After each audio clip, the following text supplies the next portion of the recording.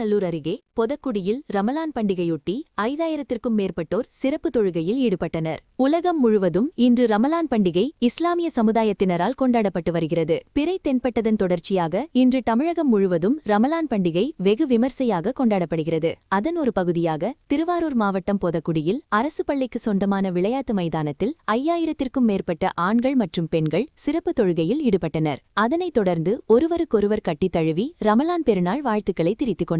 ஒரு சிலர் இந்த மகிழ்ச்சியை கெடுக்க வேண்டும் என்பதனால் அமெரிக்கா இஸ்ரேல் கூட்டணியாக ஈரானிய மீது தாக்குதல் தொடுத்தது, போர் என்கிற பெயரில் குழந்தைகள் முதல் பெரியவர்கள் மீது துன்பத்தை ஏற்படுத்தியுள்ளது கண்டனத்திற்குரிய செயல் என தெரிவித்தார்.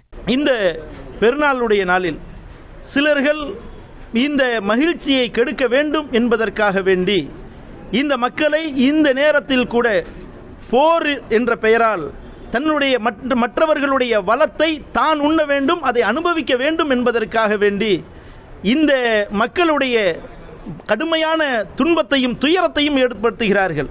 இன்றைக்கு எத்தனையோ ஆண்கள், பெண்கள், குழந்தைகள், சிறுவர்கள் என்று எத்தனையோ நபர்கள் இந்த நேரத்திலும் கூட கொலை செய்யப்படுகிறார்கள். அது மிகவும் வேதனையாக இருக்கிறது. அது இந்த காரியத்தை யார் செய்கிறார்களோ அவர்கள் கண்டனத்திற்குரியவர்கள் என்று இந்த நேரத்தில் நாம் அவர்களை கண்டிக்கிறோம்.